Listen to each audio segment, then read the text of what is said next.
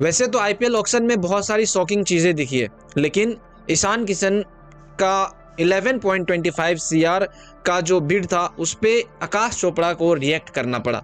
मतलब आकाश चोपड़ा बहुत ही ज़्यादा सरप्राइज थे ईशान किशन के 11.25 सीआर को लेके। अब देखो, ये 11.25 सीआर की बात नहीं है, ये बात है ईशान किशन इससे ज़्यादा वर्थ रखते थे, लेकिन सनराइजर हैदराबाद ने ईशान किशन को लिया।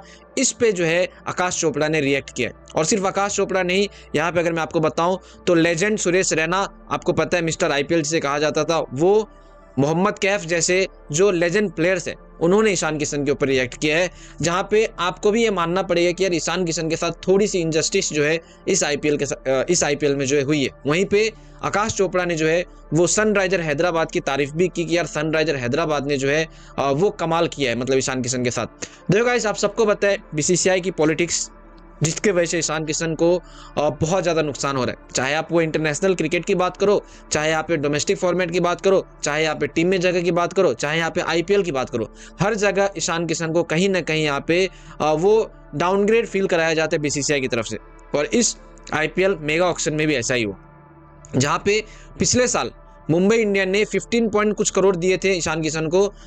मतलब सनराइजर हैदराबाद भी जो है वो पीछे पड़ गई थी ईशान के लिए, लेकिन 2024 के मेगा ऑक्शन में फाइनली सनराइजर हैदराबाद जो है उन्होंने ईशान किशन को लिया, क्योंकि उन्हें पहले से ही चाहिए था। तो ओवरऑल उस टाइम पे मुंबई इंडियन लिया था, इस साल में जो है मुंबई इंडियन ने रिलीज कर दिया। ठीक है, अब देखो ये जो 11.25 सीआर मिले हैं ना, क्या ईशान किशन का वर्थ इससे भी ज्यादा था? मैं कहूँगा यार हाँ।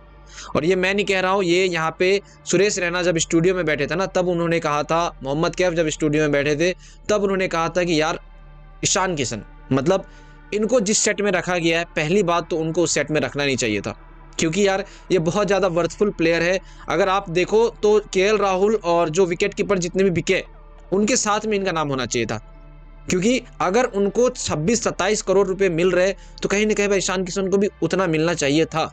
लेकिन ईशान किशन को ऐसे सेट में रखा गया जहां पे आते आते बहुत सारी फ्रेंचाइज के आधे पैसे खत्म हो गए। तो कहीं ना कहीं सुरेश रैना भी ये बात पे जो है रिएक्ट किए उस टाइम जब ये ऑक्शन हो रहा था। मोहम्मद कैफ भी जो है वो रिएक्ट किया था। लेकिन आकाश चोपड़ा इस चीज़ को जो है सोशल मीडिया पे भी लेके आ गए। कहीं ना कहीं अब वो अपनी एक्साइटमेंट को रोक नहीं पाए ईशान किशन के लिए, क्योंकि ओवरऑल देखो लोगों की बहुत ज़्यादा एक्सपेक्टेशन थी कि ईशान किशन को या तो आरसीबी खरीद के लेके जाएगी, या फिर यहाँ पे दिल्ली कैपिटल खरीद के ले जाएगी, या फिर Lucknow super giant, Gujarat Titan, या फिर सीएसके। समझ लो, सब लोगों को लग रहा था कि ये लोग जो है खरीद के ले जाएंगे। लेकिन जब सनराइजर हैदराबाद ने खरीदा ना, तब भाई आकाश चोपड़ा जो है वो एक्साइटेड हो गए। और क्यों एक्साइटेड हुए मैं बताता हूँ। आकाश चोपड़ा ने जो है यहाँ पे अपने ट्विटर अकाउंट पे रिएक्ट किया, जहाँ पे वो एक ऐसी चीज लिखते हैं जो कहीं ना कहीं यार ईशान किशन फैंस का दिल जीत लेगी, और सनराइजर हैदराबाद के लिए आपका जो रिस्पेक्ट है ना वो बढ़ जाएगा। देखो आकाश चोपड़ा जो है वो ट्वीट करते हैं, और ट्वीट में जो है वो कहते हैं कि after 28 CR spend on Head and Abhishek, मतलब ट्रेविस हेड और अभिषेक शर्मा पे 28 करोड़ मतलब खर्च करने के बाद सनराइजर हैदराबाद ने ईशान किशन को 11.25 सीआर में खरीदा है। वाव वाव, मतलब कहीं ना कहीं आकाश चोपड़ा को सनराइजर हैदराबाद की तरफ से एक्सपेक्टेशन नहीं था कि यार सनराइजर हैदराबाद जो है वो खरीदेगी ईशान किशन को। वो मतलब ईशान किशन के ऊपर इंटरेस्ट इतना ज्यादा दिखाएगी कि वो 15 करोड़ देने के लिए भी तैयार हो जाते। ये कहीं ना कहीं भाई एक शॉकिंग आप कह सकते हो फैक्टर था उस टाइम पे ईशान किशन को लेके, जो आईपीएल के मेगा ऑक्शन में दिखा है। क्योंकि किसी को भी बिलीव नहीं था कि ईशान किशन सनराइजर हैदराबाद में जाएगा। सबको लग रहा था या तो आरसीबी खरीदेगी, या लखनऊ सुपर जायंट, या फिर यहाँ पे गुजरात टाइटन। समझ रहे हो, क्योंकि इन सबको विकेट कीपर बैट्समैन की जरूरत है, या फिर सीएसके, क्योंकि ऋतुराज गायकवाड़ ईशान किशन की बॉन्डिंग। तो ओवरऑल यहाँ पे लोग सरप्राइज थे। लेकिन देखो वही बात है, जिसको जहां जाना होता है, किस्मत में जहां लिखा होता है वो वहीं जाते हैं।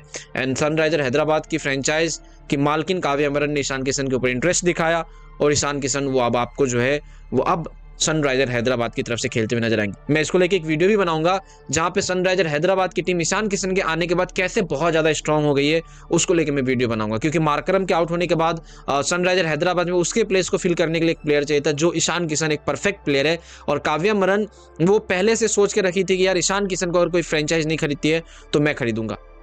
समझ लो, क्योंकि पंजाब किंग्स को भी एक अच्छा विकेट कीपर बैट्समैन चाहिए था, क्योंकि जितेश शर्मा को उन्होंने जो है रिटेन नहीं किया, उन्होंने जाने दिया जितेश शर्मा को। तो इसको लेके एक मैं वीडियो बनाऊंगा सनराइजर हैदराबाद के ऊपर कि कैसे ईशान किशन जो है वो सनराइजर हैदराबाद को हो सकता है 2025 के आईपीएल में चैंपियन बना दे, क्योंकि इसको लेके ये कहा जाता है कि भाई ये छोटा पैकेट बड़ा धमाका है, पॉकेट डायनामो जो है इसे कहा जाता है। बाकी आकाश चोपड़ा को लेके आपका क्या कहना है नीचे कमेंट सेक्शन में बताना, मैं ज्वाइन नहीं जाना चाहूंगा।